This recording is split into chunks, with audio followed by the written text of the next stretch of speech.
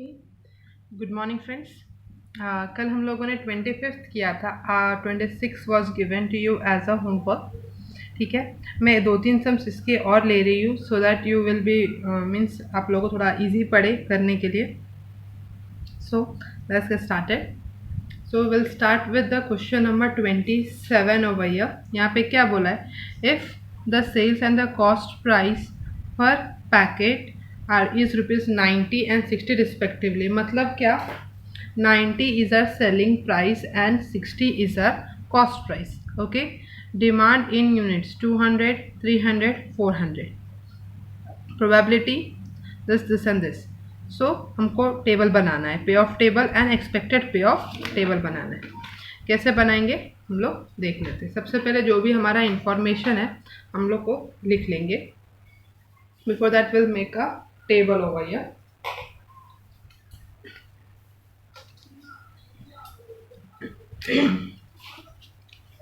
First यहाँ पे मैं पे ऑफ टेबल बनाऊंगी।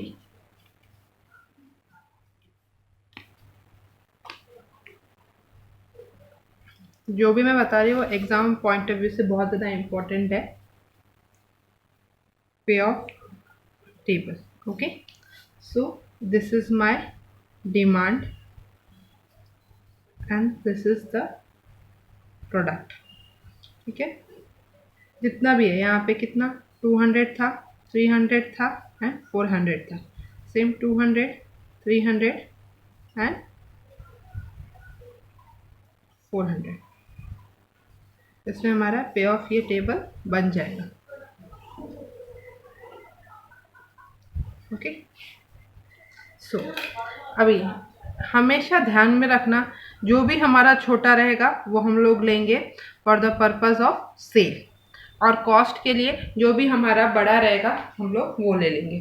ओके, सो यहाँ पे मैं पहले साइड में लिख देती हूँ हमारा कॉस्ट प्राइस क्या है यहाँ पे ₹90 एंड सेलिंग प्राइस क्या है हमारा, यहाँ सॉरी कॉस्ट प्राइस हमारा 60 है and selling price is ₹90।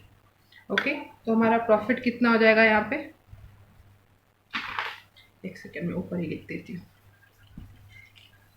So selling price equals to 90। ये आप वर्किंग नोट में लिखिए नीचे, यहाँ एकदम क्लीन रहना चाहिए, मैं आपको दिखे इसलिए मैं यहाँ पे लिख रही हूँ। Cost price is 60, 90 minus 60, 30 is our profit. ठीक है, 30 हमारा प्रॉफिट हो रहा है। अच्छा, मैं अब एक काम करती हूँ, इसमें अलग अलग वर्किंग नोट हर एक के लिए आपको बना के मैं दिखा देती हूँ। इससे क्या कन्फ्यूजन थोड़ा कम होगा। अभी इन दोनों में आप कंपेयर कीजिए, ये भी इक्वल है, ये भी इक्वल है। जब इक्वल इक्वल रहता है मतलब जितना आपने डिमांड किया उतना ही जितना आपके पास है और उतना ही डिमांड आ रहा है, मतलब जितना आपने खरीद के रखा है आपका सारा का सारा बिक रहा है, तो जो भी हमारा प्रॉफिट रहेगा वो उससे हम लोग मल्टीप्लाई कर देंगे। तो 200 units into how much 30 directly 6 3 2 6 और ये 3 0, तो 6000 विल बी आर प्रॉफिट हो गया। ओके, नेक्स्ट देखिए हमारे पास 200 प्रोडक्ट है, डिमांड कितने का आ रहा है हमारे पास 300। क्या हम लोग बेच सकते हैं? नहीं, मैक्सिमम कितना बेचेंगे, ओनली 200 बेचेंगे, 200 से ज़्यादा नहीं बेच सकते। तो यहाँ पे भी हमारा प्रॉफिट उतना ही आएगा, कितना, ज़्यादा खरीद के ही नहीं रखा है ना, 6000 ही आएगा। एंड सेम यहाँ पे भी आपका 6000 ही आएगा। जब आपके पास प्रोडक्ट कम है और डिमांड ज़्यादा है तो प्रोडक्ट का जो रहेगा वही हम लोग लेंगे। अब यहाँ पे देखो, अब आपके पास प्रोडक्ट कितना है 300 और डिमांड कितने का है 200, मतलब आपने ज़्यादा खरीद के रखा है, आपका उतना बिका नहीं है। सो उस केस में क्या करेंगे हम लोग, अब यहाँ पे देखो आपने खरीदा कितने में होगा, यहाँ पे वर्किंग नोट 1, आपने खरीदा कितने में होगा, 300 यूनिट्स है आपके पास। ठीक है, आपने खरीदा कितने में होगा, 60 रुपीज़ आपका कॉस्ट प्राइस है। देखो 60 रुपीज़ आपका कॉस्ट प्राइस है, तो 300 into 60 is your cost price. Okay, तो this is what my cost, मैंने इतने में खरीदा है। ठीक है, so this will be how much, 300 into 60, 18,000 में आपने खरीदा है। ओके, नेक्स्ट आपका बिका कितना, डिमांड कितने के लिए आया, सिर्फ 200 के लिए आया, और 1 यूनिट बेचने का हमको कितना मिलता है 90 रुपीज़। मतलब आपका सेल कितना हुआ वो हम लोग देखेंगे। 200 इंटू 90, 200 इंटू 90, सेल कितना हुआ 18,000। तो सेल माइनस कॉस्ट, मतलब आपका सेलिंग प्राइस भी सेल्स भी उतना है, कॉस्ट भी उतना ही है। तो यहाँ पे क्या हो रहा है, यहाँ पे क्या जीरो आ रहा है। 18,000 minus 18,000 it will B zero. Okay, again आपका पास 300 प्रोडक्ट है और 300 का आपके पास डिमांड है, मतलब जितना आपके पास है सबका सब आपका बिक गया। अगेन कितना यूनिट्स है यहाँ पे 300। इस केस में डायरेक्ट प्रॉफिट से हम मल्टीप्लाई कर देंगे। अगेन 3 3 सा 9, 1 2 3। ओके, सेम प्रोडक्ट आपके पास कम है, डिमांड ज़्यादा है, तो कोई टेंशन ही नहीं, सेम अमाउंट आएगा। प्रोडक्ट कम है, डिमांड ज़्यादा है, तो जो डायरेक्ट प्रॉफिट से मल्टीप्लाई करेंगे। थंब रूल, प्रोडक्ट कम है, डिमांड ज़्यादा है, प्रोडक्ट कम है, डिमांड ज़्यादा है। ठीक है, प्रोडक्ट हमारे पास कम है और उसका डिमांड ज़्यादा है, तो जितना भी यूनिट्स हम लोगों ने सेल किया है, जितना भी प्रोडक्ट हमारे पास है, उसको हम लोग किससे मल्टीप्लाई कर देंगे, डायरेक्ट प्रॉफिट से। अभी आप इस केस में देखिए 400 हमारे पास प्रोडक्ट है, डिमांड कितने का है 200 का है, मतलब डिमांड कम है। यहाँ पे 400 है, यहाँ पे 300 है, अगेन डिमांड कम है। 400 जितना डिमांड था मेरा उतना ही मेरा, सॉरी जितना मेरे पास था उतना ही मेरे पास डिमांड है, तो दोनों सेम है। तो यहाँ पे इस वाले केस में डायरेक्टली मैं प्रॉफिट से मल्टीप्लाई कर सकती हूँ, मतलब कितना 400 यूनिट्स है मेरे पास इंटू हाउ मच 30, 4 3 सा 12। इन दोनों केस में क्या हमको वर्किंग बनाना पड़ेगा, इन दोनों केस में क्या हमको वर्किंग बनाना पड़ेगा। Working note 2। अभी देखो, जब हम लोग सामान खरीदते हैं, प्रोडक्ट की बात करते हैं, तो ये आपका कॉस्ट वाला प्रोडक्ट है, ये आपका कॉस्ट वाला साइड है, ये आपका सेल वाला साइड है, ये आपका कॉस्ट वाला साइड है, ये आपका सेल वाला साइड है। Demand equals to sale, product equals to cost, मतलब कितना मैंने खरीद के रखा हुआ है। तो यहाँ पे देखो मैंने 400 खरीद के रखा हुआ है, खरीदने का रेट 60 और मैंने बेचा कितना है 200, बेचने का रेट 90। तो ये मेरा कॉस्ट हो गया, ये मेरा सेल हो गया। तो 4 6 सा 24 और 1 2 3 0, यहाँ पे 2 9 2 सा 18 और 3 0। अच्छा, यहाँ पे देखो सेलिंग प्राइस हमारा ज़्यादा है, कॉस्ट प्राइस हमारा ज़्यादा है सेलिंग प्राइस से, मतलब कॉस्ट हमारा ज़्यादा है, खर्चा ज़्यादा है, आमदनी कम है, मतलब क्या लॉस हुआ। कितने का लॉस हुआ, ये हमारा 6000 का हमारा क्या है, ये लॉस है। हमेशा पॉजिटिव नेगेटिव नहीं देखो, देखो सेल प्राइस आपका क्या है 18,000 एंड कॉस्ट क्या है 24, हमारा खर्चा ज़्यादा है, so 6000 will be our loss. Loss को आप नेगेटिव साइन में लिखोगे ऐसे। नेक्स्ट, उसके बाद यहाँ पे मैं वर्किंग नोट 1 हो गया, 2 हो गया, 3। टेबल आपको इतना ही बनाना है और ये सारा कचरपट्टी जो है वो आपको अलग से दूसरे पेज पे लिखना है। ठीक है, मतलब वर्किंग नोट जो बोलते हैं उसको हम लोग। अभी ये रह गया 400 हमारे पास है, अगेन कॉस्ट तो वही रहेगा आपका, वापस से गधा मजदूरी नहीं करो, एक अगर कर लिया है तो यहाँ पे कॉस्ट कितना होगा आपका 24,000, सेम, हाँ सेम, क्योंकि उतना ही आपने खरीद के रखा है। और सेल कितना हुआ आपका, सेल यहाँ पे मल्टीप्लाई करेंगे, सेल कितना है 300 यूनिट सेल किया एट द रेट व्हाट 90, तो 300 into 90, 300 into 90 it will be how much 27,000। तो यहाँ पे 27,000 आपने सेल करके कमाया और आपका खर्चा कितना था 24,000, मतलब यहाँ पे क्या आपका प्रॉफिट आ रहा है, हाउ मच 3,000। अब सेलिंग प्राइस कॉस्ट प्राइस करके देखो, प्लस माइनस नहीं देखो, सेलिंग प्राइस कॉस्ट प्राइस करके देखो। ठीक है, 3,000। और एल्स आपको अगर हर एक इसमें दिक्कत हो रहा है तो फॉर्मेट एक्स फिक्स कर लो। फॉर्मेट कैसा फिक्स करोगे मैं आपको बताती हूँ, यहाँ पे देखो आप,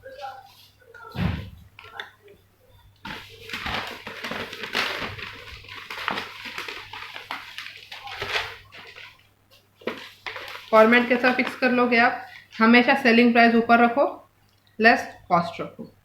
ठीक है, कॉस्ट वाले सिनेरियो में यहाँ पे ये वाले सिनेरियो में आपका सेलिंग प्राइस कितना था 18,000, सेलिंग प्राइस कितना था 18,000, तो यहाँ पे आप 18,000 लिख लीजिए। कॉस्ट कितना था 24,000 माइनस करोगे नेगेटिव में आ जाएगा, that will be your loss. Second वाले सिनेरियो में सेलिंग प्राइस कितना था आपका 27,000, कॉस्ट कितना था 24,000, 3,000 लेस किया, प्रॉफिट आ गया, पॉजिटिव आ गया, means this is your profit. जैसा आपको ठीक लग रहा है आप वैसा कीजिए। सबसे पहले उससे पहले इसको आप पॉज करके फटाफट लिख लीजिए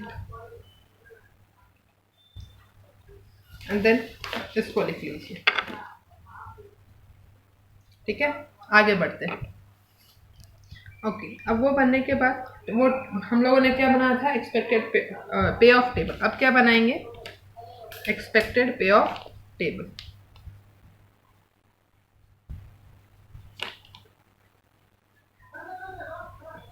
ठीक है, अगेन यहाँ पे डिमांड एंड यहाँ पे क्या प्रोडक्ट 200 300 400 लास्ट EMV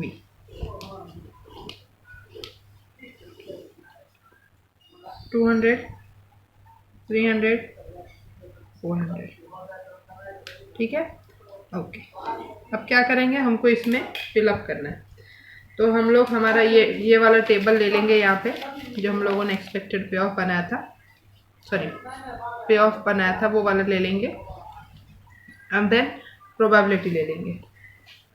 प्रोबेबिलिटी कितना दिया है फर्स्ट वाले केस में, इस वाले केस में 0.2, साइड में कहीं लिख लीजिए पेंसिल से, दिखना नहीं चाहिए, 0.5 एंड 0.3। आपको समझने के लिए लिखा है, एग्जामिनर को दिखाने की ज़रूरत नहीं है।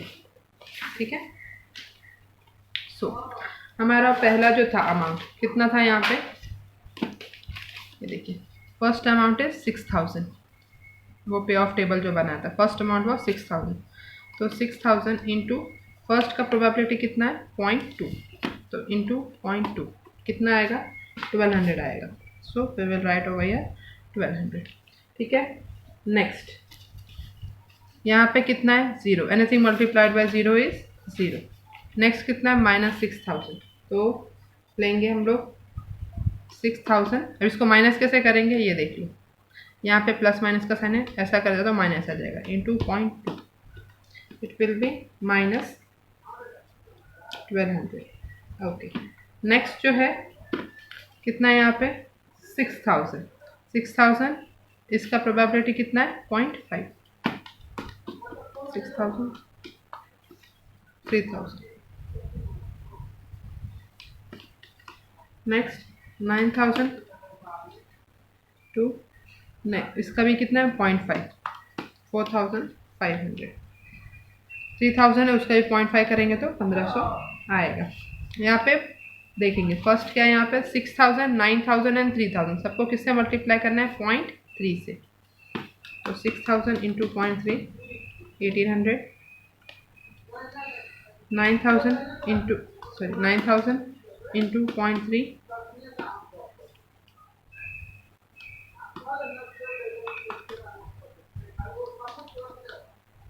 इंटू 0.3 3,600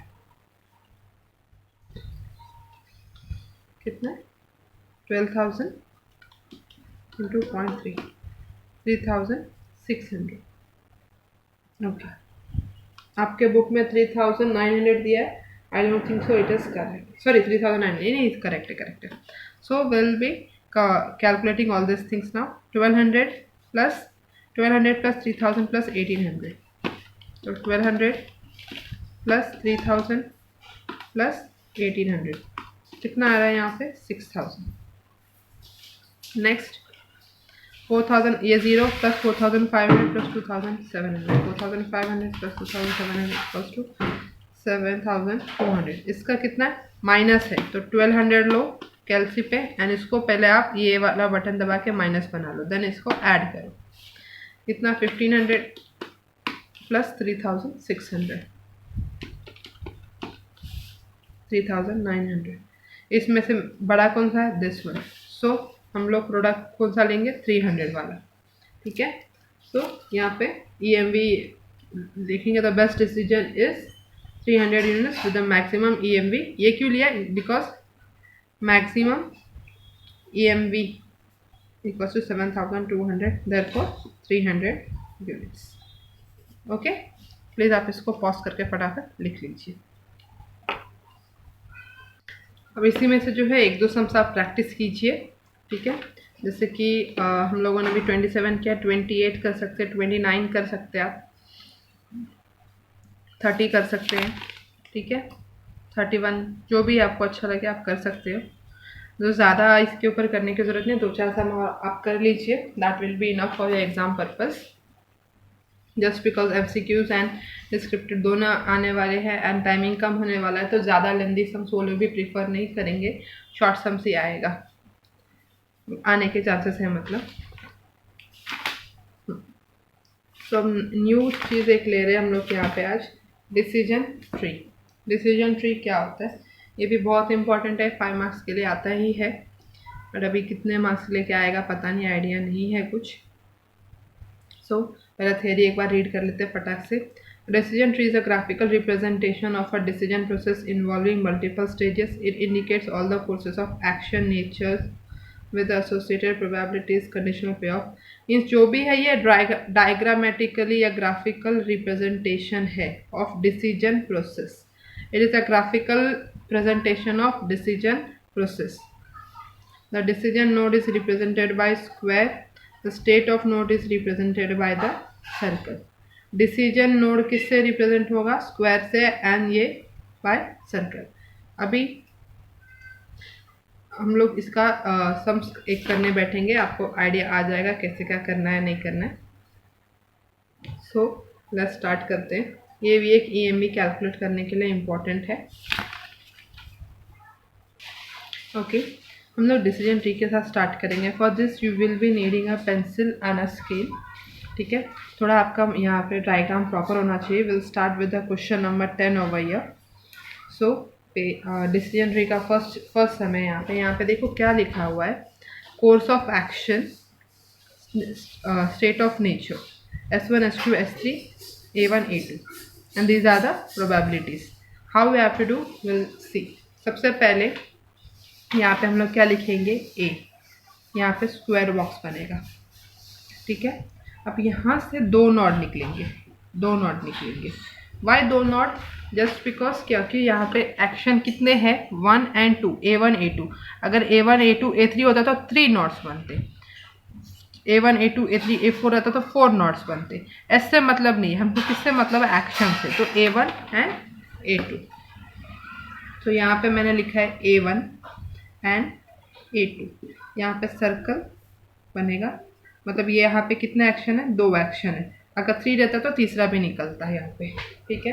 अब इसमें से A1 के कितने नेचर है, S1 S2 एंड S3। तो A1 जो है यहाँ पे 1, उसमें से निकलेगा S1 S2 and S3, S1 S2 and S3। आप सब ये सब यूज़ करने के लिए आपको स्केल यूज़ करना है, ठीक है। S1 S2 एंड S3, ठीक है। इसमें से भी सेम है, S1 S2 and S3, S1 S2 and S3। यहाँ पे डॉट बना लीजिए आप।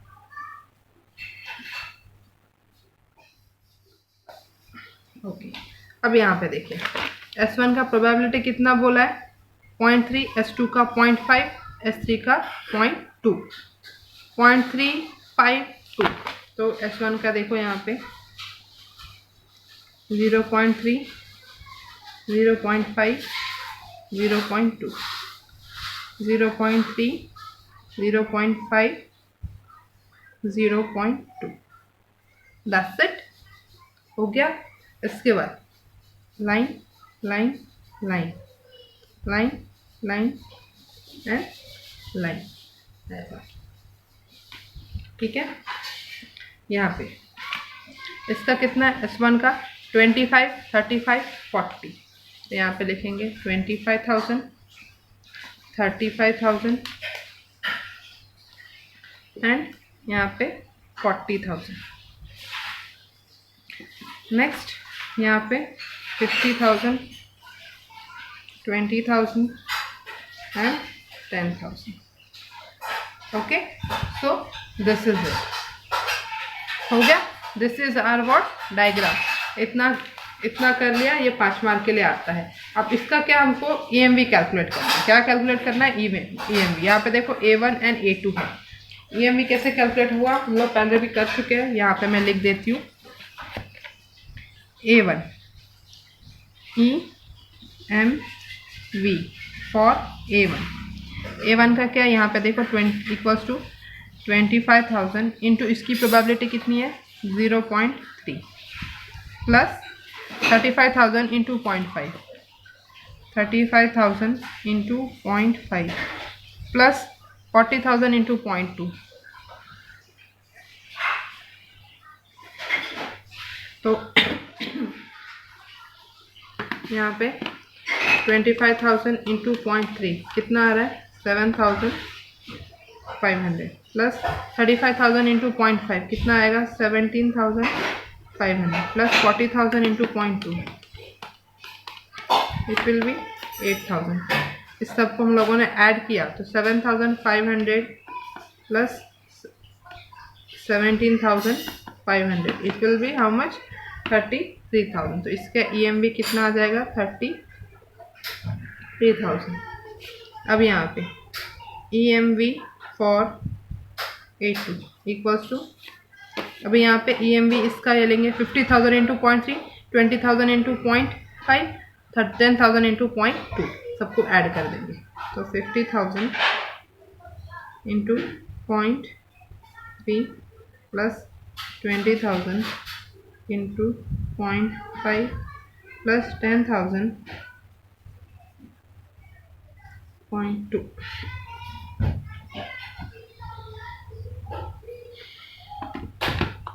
50,000 into 0.3 equals to 15,000, 20,000 into 10,000 plus 10,000 into 0.2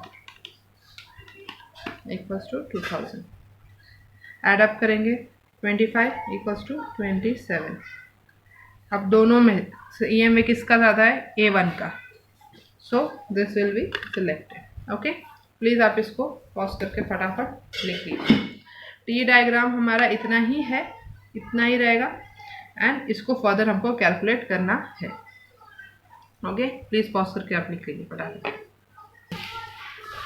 आपके बुक में जो सम्स दिए हुए काफ़ी लेंदी है and we don't expect for coming this kinds of some, मतलब बहुत ज़्यादा लेंदी है। इसमें से भी मैं एक दो और कराऊंगी आपको, but before that will take an exam question, क्योंकि ये सिर्फ 5 मार्क्स के लिए आता है, ज़्यादा इसका वेटेज है नहीं।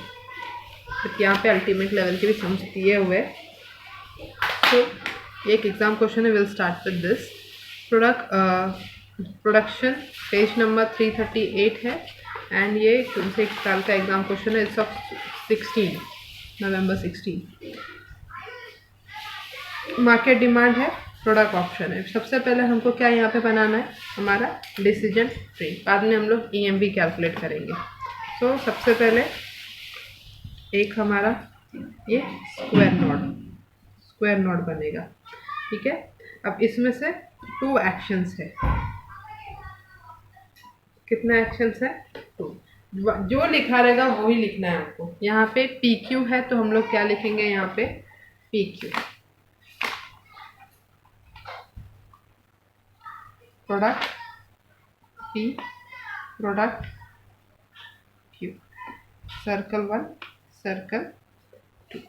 ओके, अब इसके बाद यहाँ पे कितना है S1 S2 एंड S3 है, तो यहाँ पे 1 2 3 तो 3 लाइंस बनेंगी। यहाँ पे 1 2 3 1 2 3 S1 S2 S3 S1 S2 S3, ठीक है। यहाँ पे करके आगे जाएगा, क्योंकि इसके आगे तो कुछ है नहीं, ठीक है। इसकी प्रोबेबिलिटी कितनी है वो देख लो। फर्स्ट वाले केस में प्रोबेबिलिटी कितनी है S1 का 0.3 0.55 0.15 0.3 0.55 0.15 0.3 0.55 0.15 and last 100 350 100 100 350 100 यहाँ पे 150 250 150 150 250 150। So this is it. हम लोग क्या कैलकुलेट करेंगे? EMV। EMV for product P यहाँ पे 100 into 0.3 plus 350 into 0.55 100 into 0.50 30 plus 350 into 0.55 192.5 plus 15 equals to 237.5। ठीक है। Next EMV for product Q। ठीक है। यहाँ पे 150 into 0.3 plus 250 into 0.55 plus 150 into 0.15। सो ये कैसे कैलकुलेट करेंगे? 150 into 0.3 it will be 45 250 into 0.55 plus 137.5 plus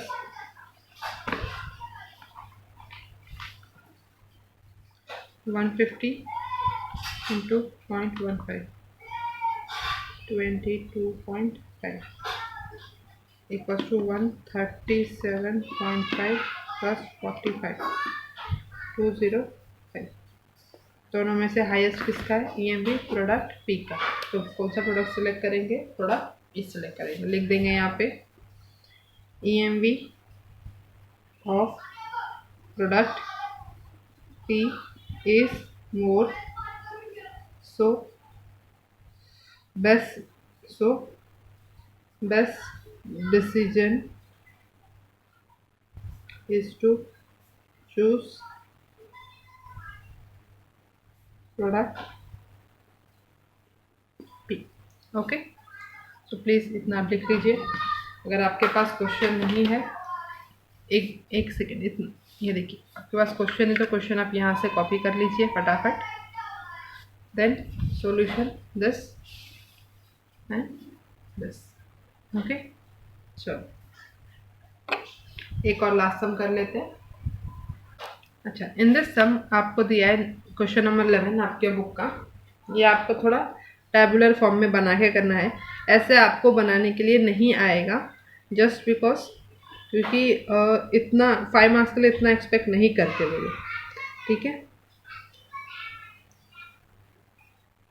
5 marks के लिए वो लोग इतना एक्सपेक्ट नहीं करते हैं, बट स्टिल एक कर लेते हैं। है तो बुक में एटलीस्ट एक तो कर लेते हैं। तो यहाँ पे क्या बोला है? एक नेचर आइसक्रीम है, न्यू ब्रांड। उसने in the market the following alternative. इस कंपनी का 2 अल्टरनेटिव है, एक ओपन 5 न्यू आउटलेट और दूसरा ओपन 10 न्यू आउटलेट्स। को 2 डिसीजन लेना है, 2 एक्शन लेना है। एक, या तो वो 5 न्यू आउटलेट खोल सकता है या फिर 10 न्यू आउटलेट खोल सकता है। मतलब क्या? यहाँ पे A1 एंड A2। ये कौन सा A1 कौन सा है? यहाँ पे मैं लिखती हूँ नंबर ऑफ आउटलेट्स। ठीक है, टेबल बन जाएगा यहाँ पे भी, देखना देखते देखते। ये क्या है हमारा नंबर ऑफ आउटलेट, मतलब ये क्या? कोर्स ऑफ एक्शन ब्रैकेट में लिखो। या तो ये A1 कौन सा है अपना 5 वाला है, यहाँ पे मैं 5 आउटलेट्स लिख देती हूँ, यहाँ पे 10 आउटलेट्स लिख देती हूँ। Okay, in this case if the demand is high a profit of 80,000 is expected. If the demand is medium, profit can be 50,000 and demand is low.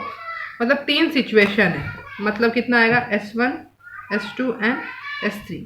ये हाई के लिए, ये मीडियम के लिए और ये लो के लिए। अगर आपका डिमांड हाई है तो प्रॉफिट कितना एक्सपेक्ट कर रहे हो आप? 80,000। अगर डिमांड आपका मीडियम है तो प्रॉफिट 50,000 एंड लो है तो 30,000 एंड लो है तो 30,000।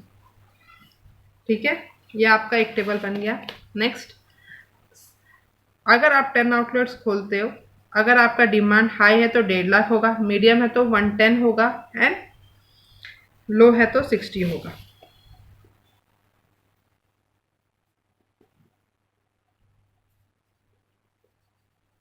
आपको वहाँ पे प्रोबेबिलिटी में उन लोगों ने दिया हुआ है, यहाँ पे देखिए, the past experience shows that the demand of this probabilities of this demand 0.25%, 0.45% and 0.3 respectively. तो इसका प्रोबेबिलिटी कितना है? 0.25 का, इसका कितना है? 0.45 का, और इसका कितना है? 0.3 का। सो ये हमारा हम लोगों ने टेबल बना लिया। ओके, अब इसको देख के हम लोग क्या बनाएंगे? हमारा क्या? Decision tree. सबसे पहले यहाँ पे एक बॉक्स बनाएंगे,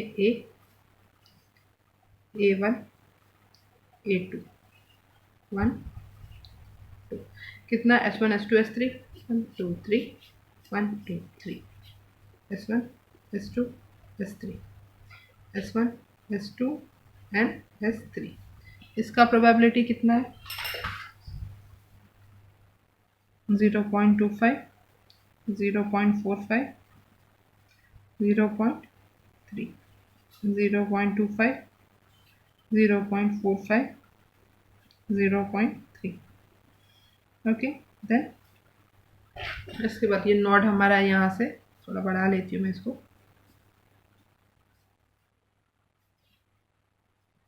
आगे बढ़ जाएगा। आपको सब कुछ ये सब स्केल से करना है और एक ही लाइन में होना चाहिए, मतलब ऊपर नीचे नहीं होना चाहिए मेरे जैसे। सो इस केस में क्या रहेगा? S1 का कितना है यहाँ पे? 80,000। इस S2 का कितना? 50,000। S3 का कितना? 30,000। इसमें कितना? 1,50,000, यहाँ पे 1,10,000, यहाँ पे 60,000। ठीक है, अब हमको क्या कैलकुलेट करना है? EMV कैलकुलेट करना है। क्या कैलकुलेट करना है? EMV। EMV किसके लिए? एक्शन A1 एंड A2 के लिए। नाउ यहाँ पे EMV for A1 equals to 80,000 into 0.25 plus 50,000 into 0.45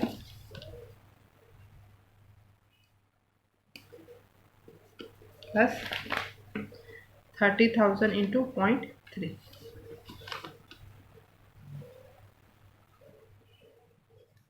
We'll add all these things now. 80,000 into 0.25 equals to 50,000 into 0.45, 22,000, 30,000 into 0.3, 9,000। सबको ऐड करेंगे तो it will be 51,500. So EMV for A2। ठीक है, अब आगे बढ़ते हैं। A2 का क्या हुआ? 1,50,000 into 0.25,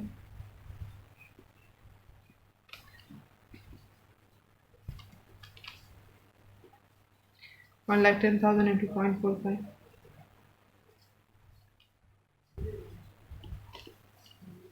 60,000 into 0.4,